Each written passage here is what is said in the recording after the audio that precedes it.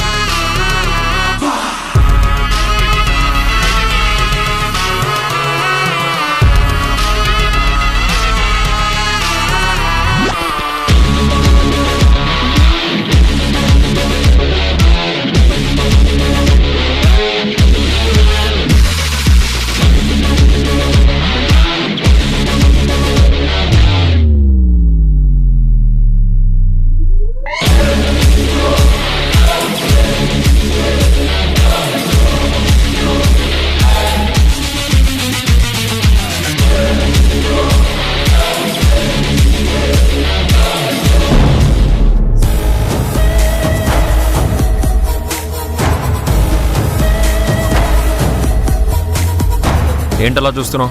వెళ్ళి పని చూసుకో. ఏంటి ఏంటి బాబు ఈ పని? మీ ఇంట్లో మీరిలా దొంగచాటుగా డబ్బులు తీయడం ఏంటి? నా ఇల్లు నా ఇష్టం, మధ్యలో నీకేంటి? నోరు మూసుకొని వెళ్ళి పని చూసుకో. నలుగురికి ధర్మం చెప్పే ధర్మమూర్తి బిడ్డ మీరు. అలాంటిది మీరిలాంటి పని చేయొచ్చా? వెళ్ళి ఆ డబ్బులు అక్కడ పెట్టండి. ఎక్స్ట్రాలు చెయ్యకుండా పో అవతలకి. అయ్యగారికి తెలిస్తే బాధపడతారు బాబు. ఆయన బాధ గురించి ఆలోచించాల్సింది నేను, నువ్వు కాదు. బాబు బాబు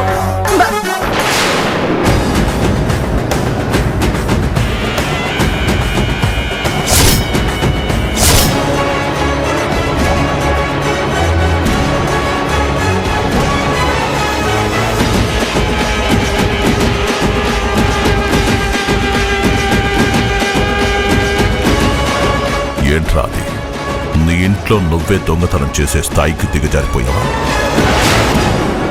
అడిగితే ఇవ్వరుగా. నువ్వు అడిగేది ఎందుకో తెలిసి ఎలా ఇస్తారు? ఏ నావి మాత్రం అవసరాలు కావా? ఏంటి వ్యసనాలు? నీకు అవసరాలా? అందరూ ఒకేలా ఉండరు. ఒకరి అవసరాలు ఇంకొకరికి నచ్చవు.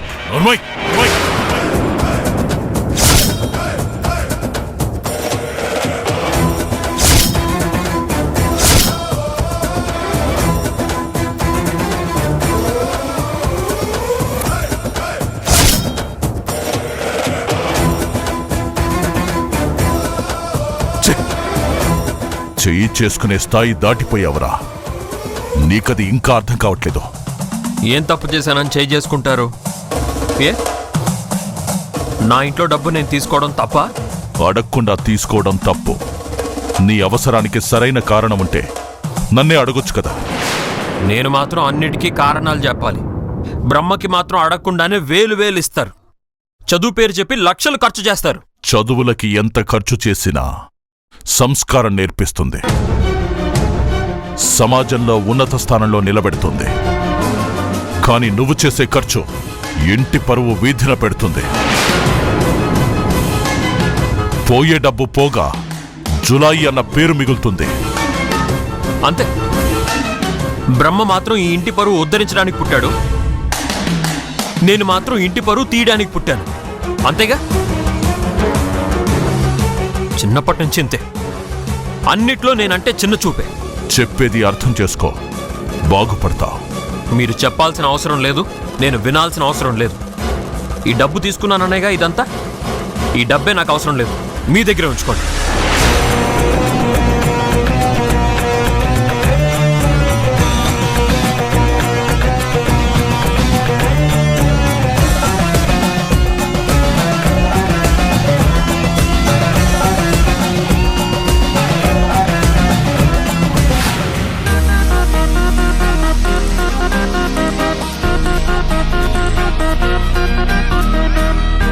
అత్తమ్మా, అంబిక ఇంకా రాలేదేంటి?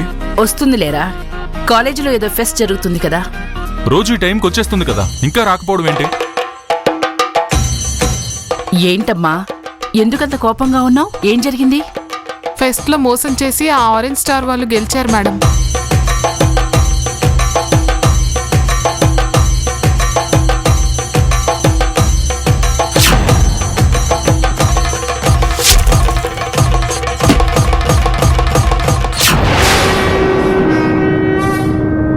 వాళ్ళు ఆ విధంగా మోసం చేసేసరికి మేడం గారు తట్టుకోలేకపోయారు. మోసం చేసి నా చెల్లెల్ని ఓడిస్తారా? అలా గెలవడం కూడా ఓ గెలిపేనా? అంబిక, పద, వాడెవడో నాకు చూపించు. అందరి ముందు వాడు అంతు చూస్తా. తొందరపడకు సదాశివ. ఓడిపోయానని నా చెల్లెలు బాధపడుతుంటే తొందరపడద్దు అంటావేంటి అత్తమ్మా? ఇది ఓటమి కాదు.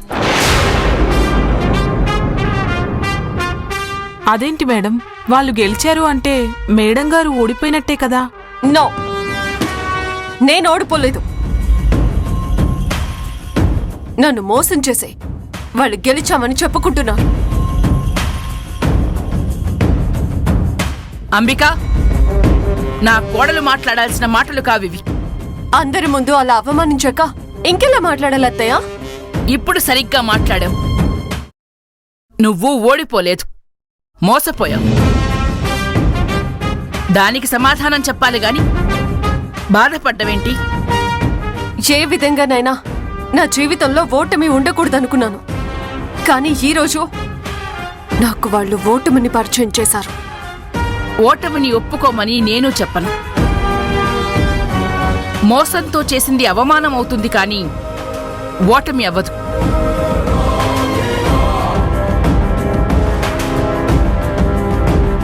సరే, అది అవమానమే అనుకున్నా అందరి ముందు నేను అలా అవమానపడ్డావు నాకు నచ్చలేదు. అవమానానికి అవమానాన్నే బహుమతిగా ఇవ్వాలి కానీ బాధపడకూడదు అని నేను నీకు చెప్పిన మొదటి సూత్రం. అందరిలా నువ్వూ బాధపడ్డవేంటి అంబిక? నా కోడలు ఆ నాగమ్మ వారసురాలు, ఈ తరానికి కాబోయే మరో నాయకురాలు అని నేను నమ్ముతూ ఉంటే నువ్విలా మాట్లాడితే ఎలా? గెలుపుదేముంది? ఎవరి గెలుపు గురించి ఏ చరిత్ర చెప్పలేదు. పరాయి స్త్రీ మీద ఆశపడితే రాక్షసుడైనా రావణుడైనా చావు తప్పదు అని రామాయణం చెప్పింది. పాచికలాడి పరాభవిస్తే 100 మంది అన్నదమ్ములైనా 1000 మంది సైన్యమైనా 5గురు అన్నదమ్ముల ముందు నిలబడలేదని మహాభారతం చెప్పింది. కాని పంతం అనే పదానికి అర్థాన్నిచ్చి ఆడదాని పంతానికి ఓ రాజ్యమే నెత్తిటేర్లు పారుతుంది అని నిరూపించింది నాయకురాలు నాగమ్మ. ప్రతి చరిత్రకి కారణాలుంటాయి. కానీ ఈ పల్నాటిలో పంతానికే ఓ చరిత్రుంది. అలా పంతం పట్టి సాధించి చరిత్రలో నిలబడాలి కానీ ఇలా బాధపడ్డమేమిటి?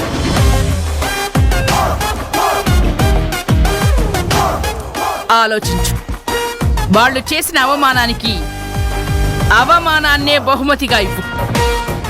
అది నీకు ఆనందాన్నిస్తుంది, నువ్వేంటో అందరికీ తెలిసేలా చేస్తుంది. ఎస్, నేనేంటో అందరికీ తెలిసేలా చేస్తాను.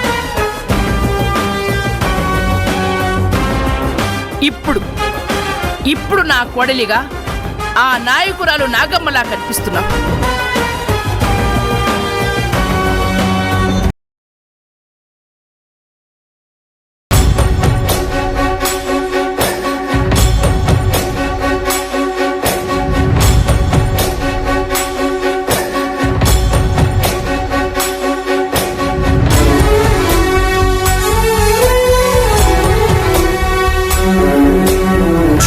చూడంగానే నచ్చేసావే, అడిగి అడగకుండా వచ్చేసావే నా మనసులోకి, హో అందంగా దూకి.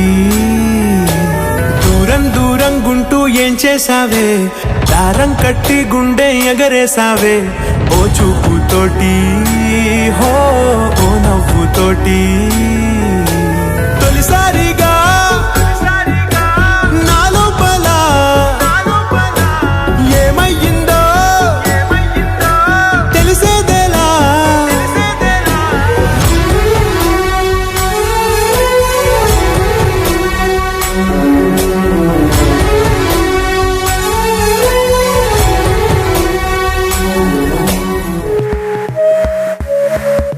ఏం నాన్నా ఈ మధ్య అదోలో ఉంటున్నావు? బ్రహ్మన్ ఈ మధ్య అమ్మాయి గురించి ఎక్కువగా ఆలోచిస్తున్నాలేమ్మా. ఎవర్రా అమ్మాయి? ఫెస్ట్ లో పాల్గొందిలేమ్మా. ఆ అమ్మాయి గురించి నువ్వు ఆలోచించడం ఏంటి నాన్నా? ఏ విషయంలో చూసినా ఆ అమ్మాయి కొత్తగా అనిపిస్తుందమ్మా. సూటిగా మాట్లాడుతుంది. ఏ పని చేసినా అందులో తనకి ఫుల్ క్లారిటీ ఉంటుంది. ఒక అమ్మాయి గురించి అంతగా ఆలోచిస్తున్నావేంటి నాన్నా? ఆ అమ్మాయిని ఇష్టపడుతున్నావా? అదేం లేదమ్మా. ఏం లేదంటూనే ఆలోచిస్తున్నాడు. అక్కడే అనుమానం వస్తుంది అమ్మగారు. రేయ్ నువ్వు కామ్గా ఉండు. నా బిడ్డ నాకు అబద్ధం చెప్పడు అన్న నమ్మకం నాకుందే. ఎవరికి అబద్ధం చెప్పనమ్మా. అందరిలో ఆ అమ్మాయి ప్రత్యేకంగా కనిపిస్తుంది. ఏ పని చేసినా కొత్తగా ఉంటుంది. అందుకే అప్పుడప్పుడు తెలియకుండానే నా మైండ్లోకి వచ్చేస్తుంది. మైండ్లోకి వస్తే పర్లేదు, మనసులోకి వస్తేనే కష్టం. రేయ్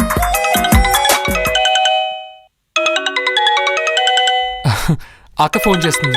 మాట్లాడు. అక్క చెప్పక్క, ఎలా ఉన్నావు? బాగున్నాన్రా.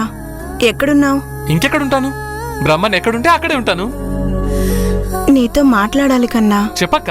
నీ పక్కన చిన్నయ్య గారున్నారా? కొంచెం పక్కకి రారా. సరే అక్క. ఎక్కడికి రా? ఇక్కడే ఉండి మాట్లాడొచ్చుగా. లేదులేమ్మా, అక్కేదో మాట్లాడాలి అంటోంది. సరే వెళ్ళు. ఇంకా వీళ్ళకి రహస్యాలేంటో. చెప్పక్క. ఇక్కడ అయ్యగారింట్లో పరిస్థితి ఏం బాగోలేదురా. ఏమైంది? వేణుబాబు పద్ధతులు పూర్తిగా మారిపోయాయి. రోజు తాగొస్తున్నారు. ఇంటి గురించి అయ్యగారి గురించి ఏం పట్టించుకోవటం లేదు. అవునా? అంతవరకైతే పర్వాలేదురా. సొంత ఇంట్లో దొంగతనం చేస్తున్నారు. ఏంటక్క నువ్వు చెప్పేది? అవునరా, నా కళ్ళారా నేను చూశాను. అయ్యగారు బాధపడతారని లేకుండా అలాంటి పనులు ఎలా చేస్తున్నాడక్క? ఆ విషయం బయటకు తెలిస్తే అయ్యగారి పరువు పోదు. అవునరా, ఈ విషయం చిన్నబాబు గారికి చెప్పకు. చెబితే ఇంకేమన్నా ఉందా? అయ్యగారు వేణు వల్ల బాధపడుతున్నారని తెలిస్తే అస్సలు తట్టుకోలేరు. అందుకే వద్దంటున్నాను. వేణు సంగతి అయ్యగారి చూసుకుంటారు. నువ్వు ఈ విషయం ఎవరికి చెప్పకు. లేదులేరా, ఎవరికి చెప్పను. సరే అక్క. ఎంతసేపు రా ఫోన్లో? ఇలా ఇవ్వు, నేను మాట్లాడతాను. అక్క, అమ్మగారు మాట్లాడతారట. బాగున్నావా రాణి? బాగున్నానమ్మగారు. అయ్యగారు ఎలా ఉన్నారు? మీరు లేకుండా ఎలా ఉంటారమ్మగారు? సీతమ్మ తోడులేని రామయ్యలా ఉన్నారు. టైంకి భోంచేస్తున్నారా? నేనెన్ని చేసి పెట్టినా మీ చేత్తో వడ్డించిన రుచి రాదు కదమ్మా. కాకపోతే ఏం పెట్టినా కాదనకుండా తింటారు. జాగ్రత్తగా చూసుకో. నేను మళ్ళీ నీకు ప్రత్యేకంగా చెప్పనవసరం లేదు.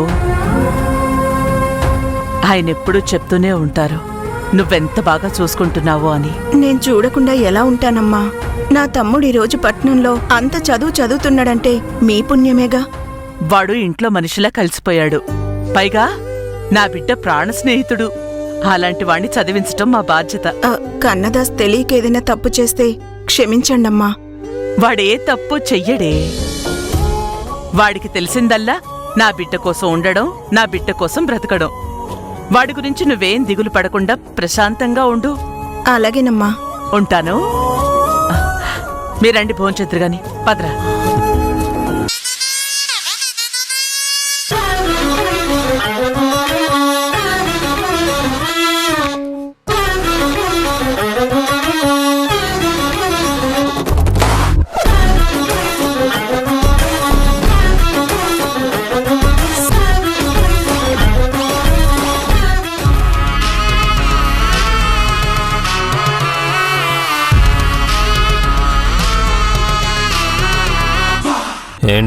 ఏంటేంటి ఇలా ఎన్ని రోజులు తప్పించుకొని తిరుగుతావు? మిమ్మల్ని తప్పించుకొని తిరగాల్సిన అవసరం నాకేంట్రా? నా పనుల మీద నేను తిరుగుతున్నాను. నీ పని మీద తిరుగుతున్నావు, మమ్మల్ని తప్పించుకొని తిరుగుతున్నావు మాకు తెలుసు. కానీ మర్యాదగా మా డబ్బులు ఇస్తావా ఇవ్వా? ఇవ్వనని చెప్పానా? రావాలి కదా. బెట్టింగ్ పెట్టేటప్పుడు వస్తేనే ఇస్తానని పెట్టావా? వెంటనే ఇస్తాననే కదా బెట్టింగ్ పెట్టావు. అదే నీకు వచ్చుంటే మమ్మల్ని వదిలిపెట్టేవాడువా డబ్బులు ఇచ్చేదాకా? రే, ప్రస్తుతానికి నా దగ్గర డబ్బులు లేవు. ప్రశాంతంగా నేనేదో మందు తాగుతున్నాను. నన్ను వదిలేయండి. డబ్బులు రాగానే నేనే వచ్చిస్తాను. అవన్నీ కుదరదు. మర్యాదగా డబ్బులు కట్టావా సరే, లేదంటే ఎలా వసూలు చేసుకోవాలో నాకు తెలుసు. ఏం చేస్తారా? ఏంటి బెదిరిస్తున్నారా? ఇది పద్ధతిగా లేదు. నా దగ్గర చాలా మంది వేస్తారు బెట్టింగ్లు, కానీ ఎవరు ఇలా చేయలేదు, నువ్వు తప్ప. వీడితో మాట్లాడంటన్నా, వీడి గురించి తెలిసి కూడా అనవసరంగా వీడితో బెట్టింగ్ వేసాం. వీడివ్వకపోతే ఏంటి, వీళ్ళ నాన్న దగ్గరికి వెళ్ళి అడిగితే ఆయన ఇస్తాడు డబ్బులు. మా నాన్న దగ్గరికి వెళ్ళారంటే నరికి పారేస్తాను. నాన్న ఏదో సొంత కొడుకు అయినట్టు చెప్తున్నావేంటి? డబ్బులు కట్టడానికి దిక్కులేదు గాని పైగా రోషం ఒకటి. విషయం మీ నాన్న దాకా పోకూడదంటే మా డబ్బులు కట్టే, లేదంటే నేరుగా వెళ్ళి మీ నాన్న దగ్గర తీసుకుంటాం. ఆయన చెప్తేనే బెట్టింగ్ వేశారా? ఆయన చెప్పాడని నన్ను ఆడినిచ్చారా? ఆడింది నేను, ఇవ్వాల్సింది నేను. ఇస్తానని చెప్తున్నాను కదా. మాటలే చెప్తున్నావు, ఇచ్చిందేది? ఇవన్నీ కాదన్నా, వీడు ఇవ్వడు గాని వాళ్ళ నాన్న దగ్గరికి వెళ్ళి వసూలు చేద్దాం పద. ఎక్కడికి వెళ్ళేది? నన్నే దోస్తారా? నన్ను నన్ను చెయ్యేస్తారా? వదలరా, వదులు, వదలరా, నన్ను వదలరా, చెప్పేది వదలరా, నన్ను వదులు. చేతుల్లో చచ్చో.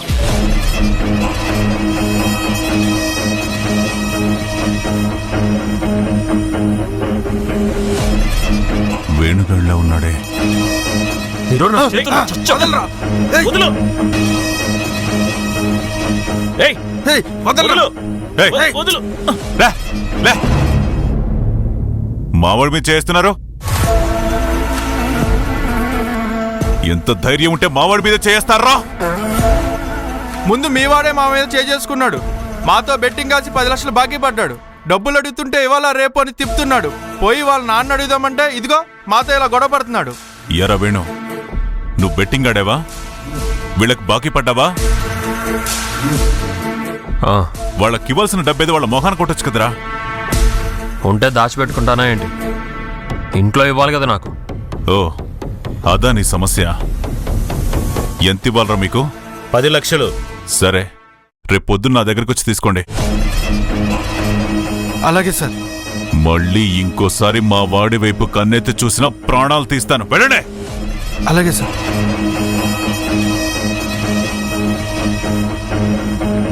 రారా వేణు.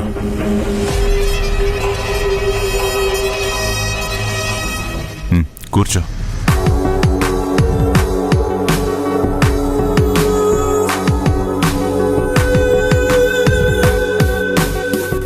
ఏంటి వేణు ఇది? ఇలాంటి చిల్లరగాళ్లతో కూడా తన్ను తినే స్థాయికి పడిపోయావా? చేతికి డబ్బులు దొరకకుండా ఇంట్లో వాళ్ళు చేస్తుంటే మరి నేనేం చేయాలి? అదేంటి, చిన్న కొడుకు మాత్రం లక్షలు తగలేస్తారట? లేదు వేణు, నీకు మొదట్నుంచి అన్యాయమే జరుగుతుంది. సొంత కొడుకు కాబట్టి వాణ్ణి తీసుకెళ్లి పట్నంలో చదువు చెప్పించుకుంటున్నారు. మీ అమ్మని తీసుకెళ్లి అక్కడే పెట్టాడు. ఇక్కడ నిన్నేమో గాలి కుదిలేశాడు. అయినా ఇలాంటి అవసరాలు ఏమైనా వచ్చినప్పుడు నా దగ్గరికి రావచ్చు కదరా. ఏ, నేనేమైనా పరాయివాణ్ణా? వచ్చి డబ్బులు కావాలంటే ఇవ్వనా? అడగాలనిపించలేదు. సరే, ఇంకెప్పుడైనా అవసరమైతే నన్ను అడుగు. ఏదో ఒకటి చేసి మీ డబ్బులు మీకు ఇస్తాను. సమయానికి వచ్చి వాళ్ళకి డబ్బులు ఇస్తానన్నందుకు థ్యాంక్స్. మన మధ్యలో ఈ థ్యాంక్స్ ఏంట్రా? మీ నాన్న నిన్ను పరాయివాడిలా చూస్తున్నాడేమో. నేనెప్పుడు నిన్ను పరాయివాడని అనుకోలేదు. అయినా ఏం మనిషిరా, ఊరందరి ముందు పెద్ద మనిషిని పోజులు కొడతాడు. కొడుకునెలా చూసుకోవాలో తెలీదా? కొడుకు అనడం తప్పేలే, ఎందుకంటే నువ్వు సొంత కొడుకువి కాదు కదా. అందుకే అన్ని విషయాల్లో నిన్నేమో కిందే ఉంచుతున్నాడు, కొడుకునేమో పైనుంచుతున్నాడు. కొడుకు అనడం తప్పేలే, ఎందుకంటే నువ్వు సొంత కొడుకువి కాదు కదా. అందుకే అన్ని విషయాల్లో నిన్నేమో కిందే ఉంచుతున్నాడు, కొడుకునేమో పైనుంచుతున్నాడు. ఊర్లో ఉన్నంతకాలం ఆ బ్రహ్మనాయుడే ఈ బ్రహ్మనాయుడు అన్నంత రేంజ్లో అందరితో పొగిడించాడు. ఇప్పుడు పట్నం పంపించి కొడుకేదో పెద్ద చదువులు చదువుతున్నట్టు నువ్వేమో పనికి రాకుండా ఇక్కడ గాలికి తిరుగుతున్నట్టు కలరింగ్ ఇస్తున్నాడు. అలాంటి వాణ్ణి నమ్మి నువ్వేమో అమాయకంగా వాళ్లతోటే పడుంటున్నావు. నాకైతే ఒకటి అనిపిస్తుందిరా, వాళ్ళు నిన్ను దగ్గరికి తీసినట్టే తీసి ఎందుకు పనికి రాకుండా తయారు చేస్తున్నారు. నిజంగా వాళ్ళకి నీ మీద ప్రేముంటే ఎంత ఆస్తుందిరా? ఏ నీకంటూ కొంత డబ్బు ఇవ్వచ్చుగా, లేదా కొంత ఆస్తి రాసివ్వచ్చుగా. అదేమీ చేయరు. ఉన్న ఆస్తికి కాపలాదారులాగా, ఇంటికి పెద్ద పాలేరులాగా నిన్ను వాడుకుంటున్నారు. ఇవన్నీ తెలుసుకోలేక నువ్వేమో మా నాన్న మా అమ్మ అంటూ తిరుగుతున్నావు. సర్లే, నీ వాళ్ల గురించి నేను చెప్పి నేను చెడ్డవన్నవడం ఎందుకు? ముందు ముందు నీకే అర్థమవుతుందిలే వాళ్ళ సంగతి. ఈసారి ఎప్పుడైనా ఇలాంటి సమస్య వస్తే మొహమాట పడాల్సిన పనిలేదు. నేరుగా మా ఇంటికి రా, ఎంత కావాలో చెప్పు, అంతే. చెన్నకేశవనాయుడులా కాదు ఈ మహాదేవుడు. నీకెప్పుడు ఎలాంటి సాయం కావాలన్నా నా ఇంటి తలుపులు నీకోసం తెరిచే ఉంటాయి. గుర్తుపెట్టుకో.